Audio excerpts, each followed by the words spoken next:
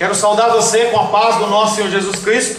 Amém. Aquele que reina, que vive, aquele que é para sempre, o maravilhoso conselheiro, Deus forte, Pai da eternidade, Príncipe da paz. Amém? Um recado para você: se você tem problema com crianças, está na hora de você procurar uma nova igreja, porque algumas estão, outras estão chegando, e até que as crianças entendam, elas vão realmente gritar, e vai ser isso mesmo. Na sequência a Manu vai vir e ela vai querer também fazer o show dela, e nós como adultos nós temos que prestar atenção na palavra e deixar que os pais eles se virem. Quem criou, que é acreditado, né? Quem criou, como é que é? Quem pariu Mateus se balança. Então a gente tem muito colo aí para lidar com isso. Enquanto isso, nós vamos trabalhando os nossos textos bíblicos. Estamos, segundo a graça e misericórdia do Senhor, no último culto em que nós estaremos tratando sobre o Evangelho de João capítulo 14.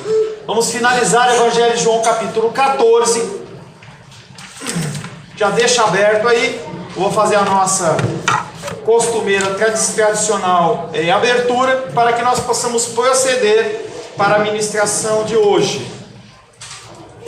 Em nosso último encontro, estivemos meditando sobre o tema a paz que Cristo nos dá. Esse é um tema que aparece bastante em debates. As pessoas adoram falar sobre a paz. A resolução de conflitos é algo de muito destaque em todos os círculos da sociedade, desde os mais simples até os mais elevados. Mas o que é a paz se não a segurança de que Deus está no controle das nossas vidas? Que paz nós podemos oferecer, senão a paz de que Cristo controla os nossos caminhos, Ele é a lâmpada para os nossos pés. É essa segurança que o mundo não tem e a busca no carnaval, em outras práticas lícitas ou ilícitas. Simplesmente é um paliativo. O que é um paliativo? É algo que naquele momento resolve, mas só naquele momento. Qualquer paliativo que não seja Cristo para a paz da humanidade é no mínimo sem vergonha e ridículo. Não dá resultado nenhum. O verso que ficou da semana passada foi João 14, 27, que diz: eu vos deixo a paz, eu vos dou a minha paz. Não vou-la dou como o mundo a dá, que o vosso coração não se perturbe nem se acovarde. Nenhuma forma temporal pode substituir Cristo, que é atemporal. É um Deus de passado, um Deus de presente e um Deus de futuro. Salmos 90, verso 2 diz: antes que os montes nascessem, e nós já falamos desses montes na escola dominical, são os primeiros montes de terra que apareceram para separar águas e águas. Antes que os montes nascessem e se formassem a terra e o mundo, de eternidade em eternidade, tu és Deus. A paz é apenas uma consequência e não um meio para alcançar a tão almejada felicidade. Uma felicidade que é pautada não pela manutenção de bens materiais ou situações emocionais. Não são drogas, não são sexo, não é álcool, nem qualquer outra coisa. Pois essas coisas todos os dias e várias vezes no mesmo dia nos atrapalham, nos incomodam, mas o correto é a ação de Deus. Podemos tratar de consequências individuais. Gabinetes tratam de consequências individuais. Ou nós fazemos isso, e é um caminho que não tem fim. Você sempre vai ter um problema com uma pessoa, você vai sempre ter uma dificuldade financeira, sempre vai ter uma rejeição emocional. Se você for tratar a consequência do seu pecado, você vai passar a vida inteira lutando contra isso. Ou nós podemos simplesmente nos entregar àquele que pode solucionar definitivamente as causas dos problemas que nos afligem. Você vai aprender a lidar com os problemas. Tem uma expressão em inglês que fala no pain, no gain. Sem dor, sem esforço, você não consegue nada. Não há nenhuma mágica. Seria muito bom se eu pudesse simplesmente orar, impor as mãos sobre você e falar assim: olha, fica cheio do Espírito Santo, e toda vez que você estiver se esvaziando eu orasse por você. Não existe essa oração. O que nós podemos fazer é instruir você a buscar o Senhor diligentemente, dia após dia, após dia, após dia, após dia. A palavra de hoje tem um título diferente, talvez chocante. Eu pergunto para você: Jesus é menor do que Deus? Esse é o tema que nós vamos trabalhar hoje. Jesus é menor do que Deus? Quero convidar você a abrir a palavra de Deus no Evangelho de João capítulo 14. Nós vamos ler do verso 24 em diante. Evangelho de João, capítulo 14, versos 24 em diante. Assim diz a palavra de Deus. Evangelho de João, capítulo 14, versos 24 em diante. Quem não me ama, não guarda as minhas palavras, e a palavra que estáis ouvindo não é minha, mas do Pai que me enviou. Isso vos tenho dito, estando ainda convosco. Mas o Consolador, o Espírito Santo, a quem o Pai enviará em meu nome, esse vos ensinará todas as coisas, e vos fará lembrar de tudo o que vos tenho dito. Deixo-vos a paz, a minha paz vos dou. Não vou-la dou como dá o mundo. Não se turbe o vosso coração, nem se atemorize, ou nem se acovarde. Ouvistes o que eu vos disse, vou e volto para junto de vós. Se me amasseis, alegrar-vos-eis de que eu vá para o Pai, pois o Pai é maior do que eu. Disse-vos agora, antes que aconteça, para que quando acontecer, vós creiais. Já não falarei muito convosco, porque aí vem o príncipe do mundo, e ele nada tem em mim, ou em parte em mim. Contudo, assim procedo, para que o mundo saiba que eu amo o Pai, e que faço como o Pai me ordenou. Levantai-vos, vamos, pois, daqui. Palavra do Senhor, amém? Aleluia. Senhor, te agradecemos porque por vários domingos nós trilhamos Evangelho de João capítulo 14. E até aqui o Senhor tem nos abençoado e nos guardado. Domingo após domingo o Senhor tem nos alimentado, nos trazido, Pai querido, as coisas simples e complicadas da Tua Palavra e nos instruído. Estamos, Pai querido, nessa reta final deste capítulo. E mais uma vez nós pedimos a ação do Teu Espírito, pedindo ao Senhor que o Senhor nos abençoe. Que o Senhor possa nos conceder o espírito de entendimento, de graça, e que nós possamos aplicar os ensinamentos nas nossas vidas. Sobre a minha vida, Pai, peço que o Senhor haja de misericórdia, para que eu venha trazer apenas aquilo que procede da Tua Palavra. Que eu não venha, Pai querido, a instruir algo do meu coração, mas o que vem de Ti, Pai. E que nós possamos todos receber um recado santo do vosso trono, do Teu altar, em nome de Jesus. Amém. Jesus é menor do que Deus? É uma pergunta.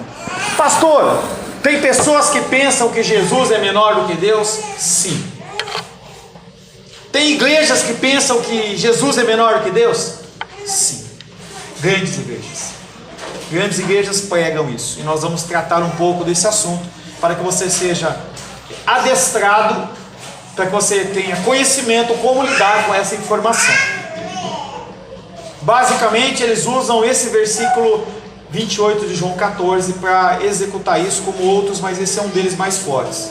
João 14, 28. Vós ouviste o que vos disse, vou e volto para junto de vós. Se me amasseis, vós vos alegraríeis por eu ir para o Pai, pois o Pai é maior do que eu. Jesus ainda está lidando com o que perturba os seus discípulos e lutando com o medo deles, isto é, sobre a sua partida, que tem sido repetidamente anunciada. Não é repentinamente, é repetidamente. O Senhor, Ele vem falando e avisando e avisando. É algo que Ele faz comigo e com você no meio da palavra, enquanto você medita, enquanto você ouve, enquanto você estuda. Deus, Ele fala contigo, Ele vai falando, olha, não é por aqui, é por ali. E Ele continua falando e continua falando. Mas agora Ele, Jesus, exorta os discípulos que o fracasso em entender é também um fracasso do amor. Quando você não entende, no sentido de você não colocar em prática, você está demonstrando a sua falta de amor por Cristo. Nós já trabalhamos muito esse versículo. Se eles realmente o amassem, e implicitamente está claro que eles não amam, eles ficariam contentes por ele estar indo para junto do Pai. E aí uma pequena ilustração, em que eu vou citá-la duas vezes. Primeiro, velório. Quem fica feliz num velório? E por que nós ficamos tristes no velório?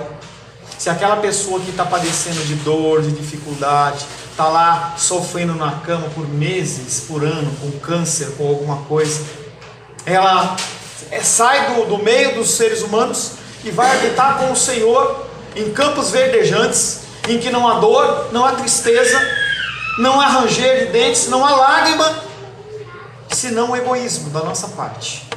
Os discípulos estão demonstrando exatamente isso: egoísmo. A sua partida garante, além de tudo, que Ele os levará para estar com Ele. Ele já prometeu: eu vou para preparar para vocês morada. Eu vou preparar o lugar para receber vocês. Eu vou e eu volto. A sua partida garante que Ele os levará para estar com Ele para sempre.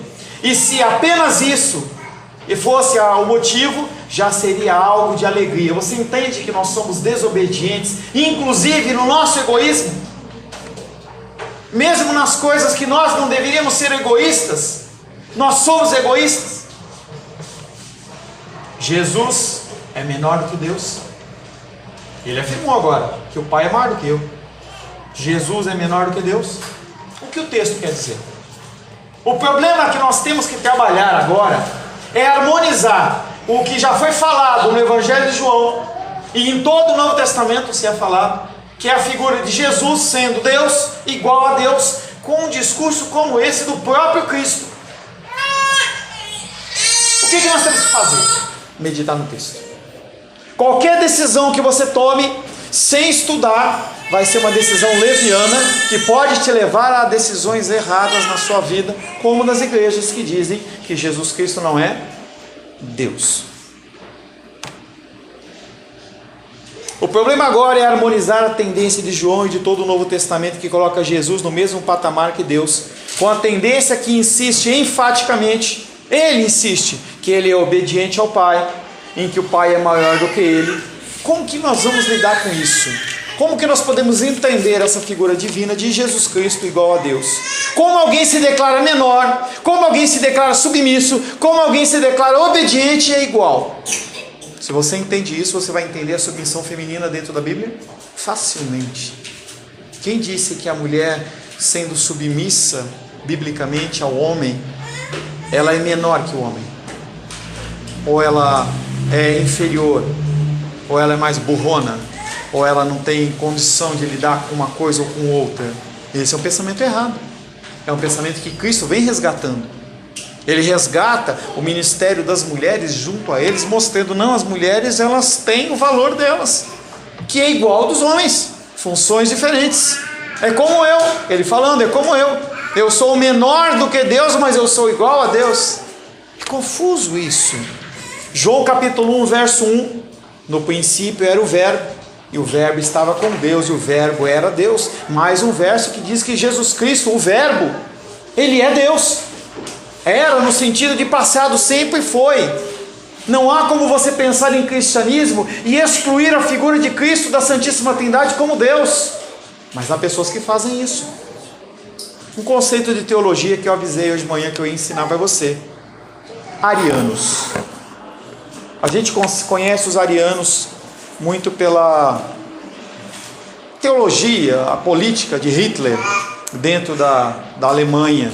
Mas os arianos, eles apareceram no século IV, a partir de um bispo lá de Milão, da Itália, em que ele apresentou Deus como Pai, nascido antes do tempo e Criador do mundo. Perfeito.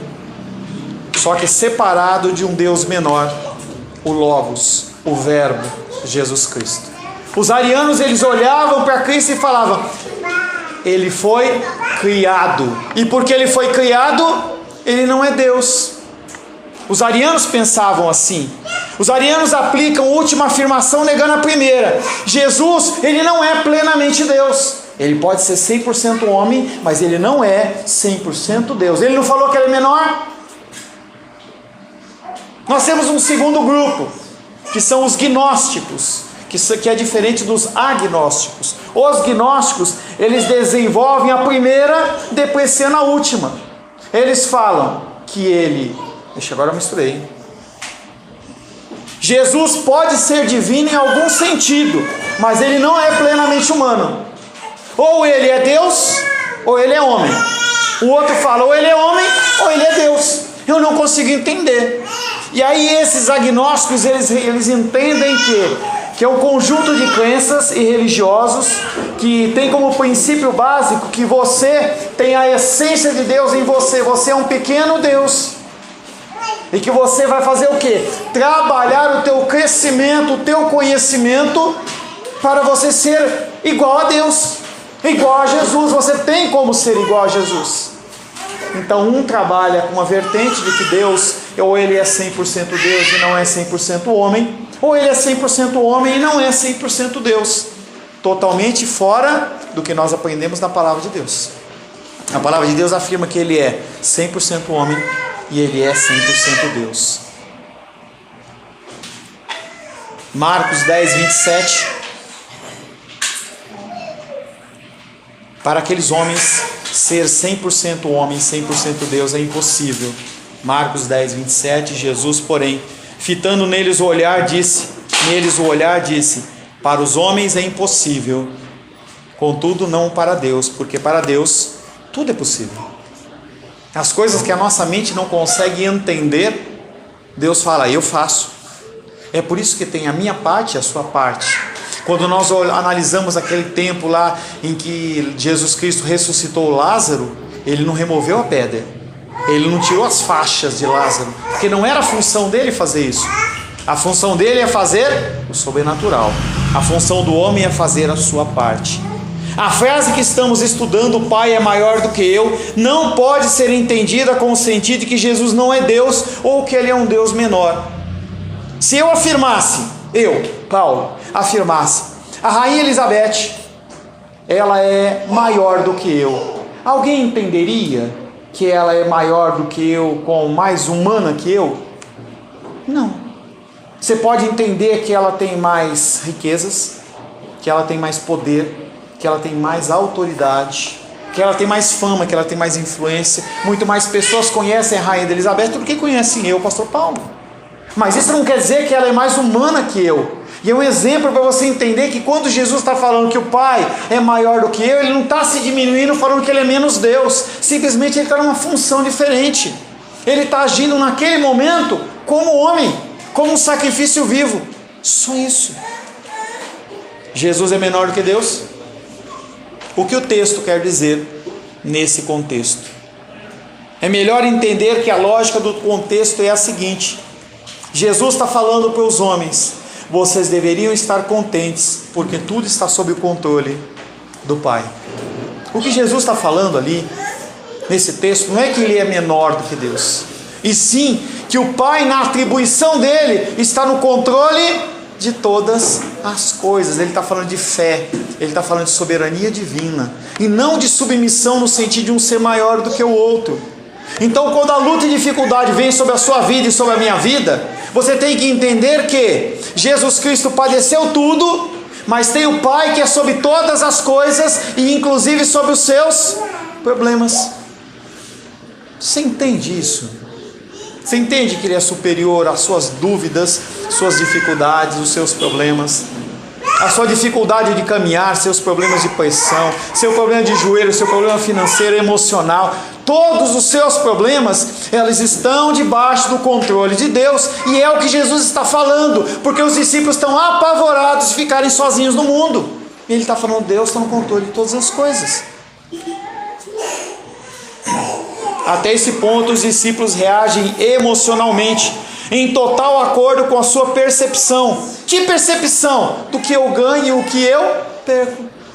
Enquanto você olhar para as situações, olhando o que eu vou perder com isso, ou o que eu vou ganhar com isso, não tem conserto. Você não tem paz, você se sente mal. Se eles amassem Jesus, perceberiam que a sua partida para a sua própria casa era um ganho para eles e eles se alegrariam com ele. Volto no velório. Você entende como nós somos egoístas? Em relação aos bens que nós temos, a situação que nós vivemos, a situação toda que nos envolve. Por que nós olhamos tanto para nós e não conseguimos olhar para o próximo? O fracasso desses primeiros discípulos, infelizmente, se repete com frequência na história da igreja, na história do Paulo, na história da Odisseia, na história da Lourdes, na história da Shirley. Uma vez mais que os cristãos estão muito mais alertas para suas próprias lamentações e tristezas do que para as coisas que trazem alegrias para o seu mestre. Você está preocupado com o que traz alegria a Deus? Mês passado, em algum momento você pensou em fazer algo para alegrar a Deus que não seja você? Talvez você goste de um bolo de chocolate, ou você goste de passear e tal. Mas será que você pensou em fazer algo para Deus? Eu vou fazer isso para Deus. Deus, como eu posso te alegrar no dia de hoje? Será que você consegue começar um dia sem pensar em você? E você começar a falar, Deus, em que eu posso te servir no dia de hoje? Olha que legal. E se Ele te usar? Resumindo, Cristo aqui não está fazendo uma comparação entre a divindade do Pai e a sua, nem entre a sua própria natureza humana e a essência divina do Pai, mas antes entre o seu presente estado e a glória celestial, o qual logo depois Ele retornaria. Portanto, que possamos aprender a contemplar a Cristo humilhados na carne. Nós temos que aprender o agir de Deus e parar de olhar apenas para as nossas necessidades. Quando você entende a humildade de Cristo, algo que nós tratamos mais de 2, 3 anos atrás, está lá gravado, quando nós falamos da humildade dentro do Sermão do Monte, você entende que você não é a cereja do bolo, você não é a última bolacha do pacote, aquele que tem que ser resgatado. Não, você tem que ser o primeiro a morrer. Esse entendimento da humildade de Cristo vai fazer com que você não espere que as pessoas façam por você algo. Você vai entender que você não merece, e qualquer coisa que vier para você é lucro. Ele não foi designado, Jesus, Ele não foi designado nosso guia meramente para nos elevar à esfera da lua ou do sol, mas Ele foi designado para nos fazer um com Deus. João 14, 29.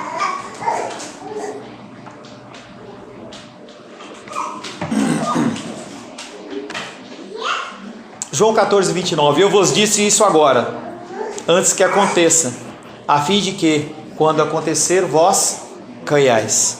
Jesus, que tinha predito a traição de Judas, a fim de que os discípulos compreendessem mais tarde a magnitude do seu amor, ele sabia o que iria acontecer, e se confirmassem na convicção de que ele era o Messias, repete agora a frase, com o propósito de fortalecer a fé deles.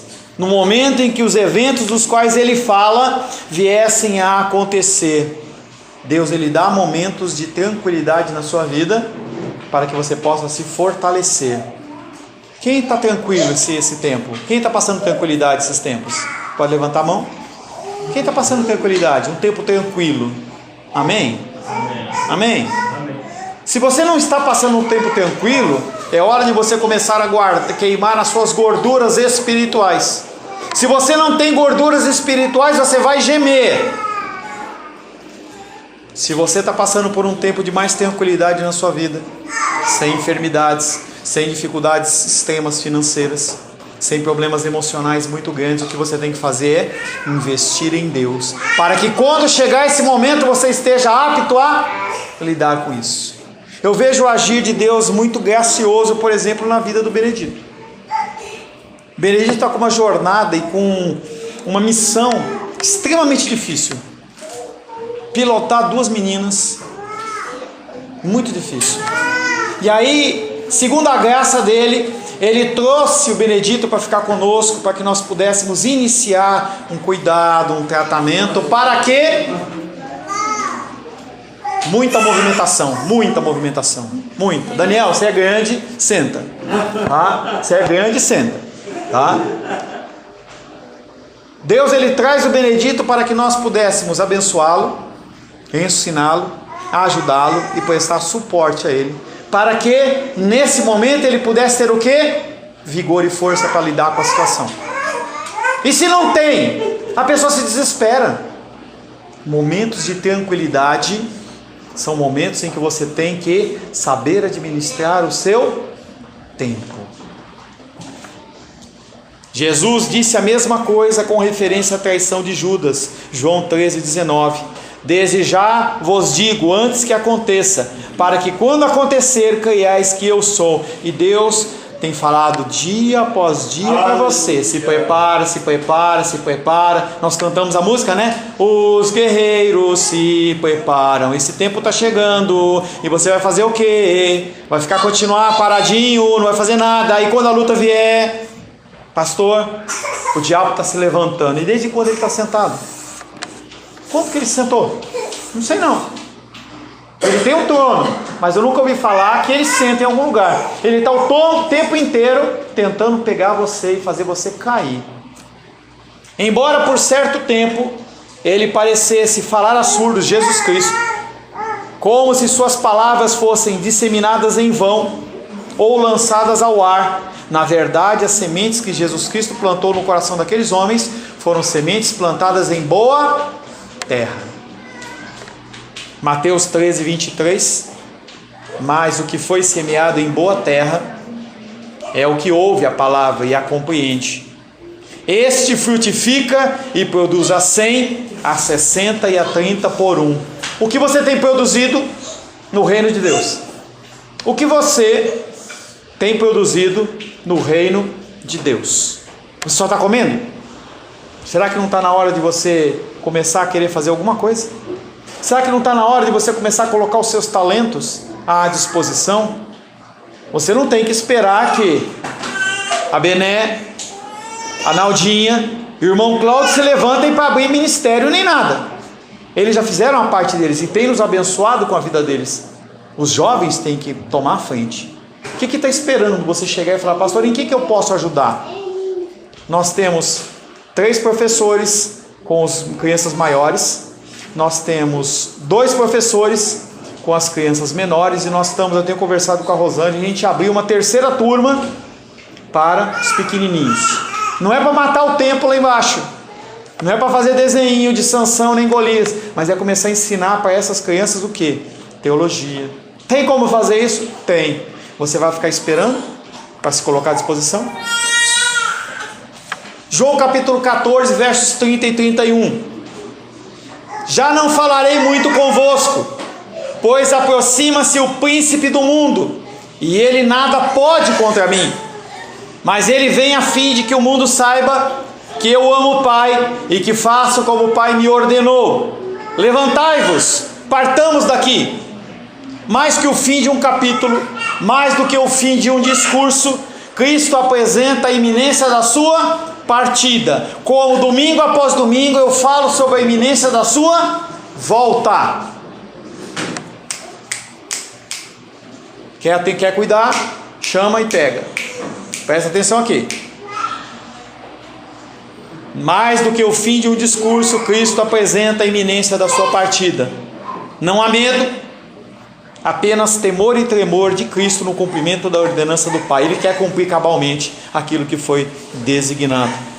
Como poderia haver medo da parte de Jesus Cristo em relação ao diabo? Tem pessoas que veem esse versículo, parece que o diabo está chegando e eu estou com medo, deixa eu sair. Não é isso.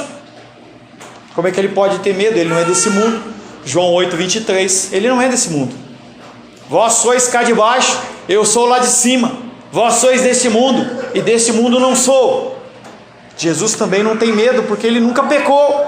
1 Pedro 2, 21 e 22. Porquanto para isto mesmo fostes chamados, pois que também Cristo sofreu em vosso lugar, deixando-vos exemplo para seguir os seus passos, o qual não cometeu pecado, nem dolo algum se achou em sua boca. Ele não pecou, ele não tem motivo nenhum para ter medo do diabo. O diabo somente poderia ter controle sobre Jesus se houvesse uma acusação justa contra ele. A morte de Jesus seria, portanto, para ele, algo merecido e uma vitória de Satanás. Isso não é verdade. Na realidade, a morte de Jesus, longe de ser um sinal da sua derrota nas mãos de Satanás, é a prova maior, como Jesus afirma, que ele ama o Pai e que faz tudo o que o Pai ordenou. Assim como o amor dos discípulos de Jesus confirma-se pela obediência deles, também o amor de Jesus Cristo se confirma, o amor dele ao Pai, pela sua obediência. O próprio mundo vai aprender isso, seja quando homens e mulheres se converterem, se dobrarem ao domínio do Senhor, e eu espero que você faça parte disso, em que você sabe, consegue olhar para Deus e falar: você é o meu Senhor. Mesmo que alguma dificuldade física te impossibilite de dobrar os seus joelhos, você dobra o seu coração. Ou é assim, ou é na marra. Pastor, Deus ele vai agir na marra? Vai. Filipenses capítulo 2, verso 9, 10 e 11. Pelo que também Deus o exaltou sobremaneira, ele deu um nome que está acima de todo nome, para que ao nome de Jesus se dobre todo o joelho nos céus, na terra e debaixo da terra, e toda língua confesse que Jesus Cristo é o Senhor, para a glória de Deus Pai. A verdade é que todos vão dobrar os seus joelhos. Resumindo, Jesus não está submetido ao poder do diabo, nem esse pode pretender autoridade nenhuma sobre ele, nem tem o direito de prendê-lo e condená-lo.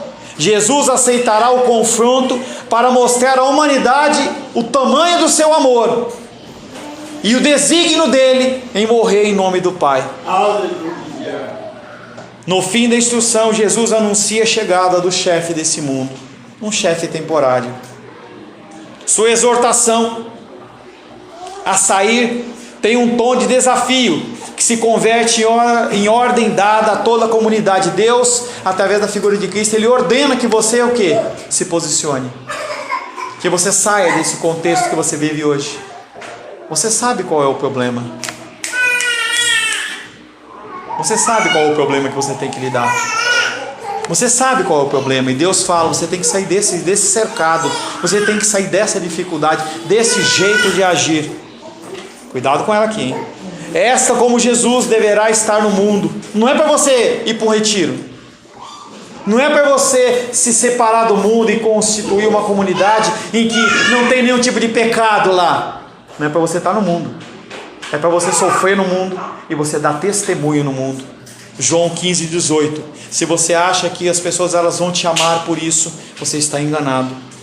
Se o mundo vos odeia, sabei que primeiro do que a vós outros me odiou a mim. Por que você quer que o ódio dos homens, a rejeição dos homens não esteja sobre a sua vida? Se o próprio Senhor, o autor da vida, ele padeceu isso. O mundo odeia Cristo. O mundo odeia tudo que se refere em relação a Deus.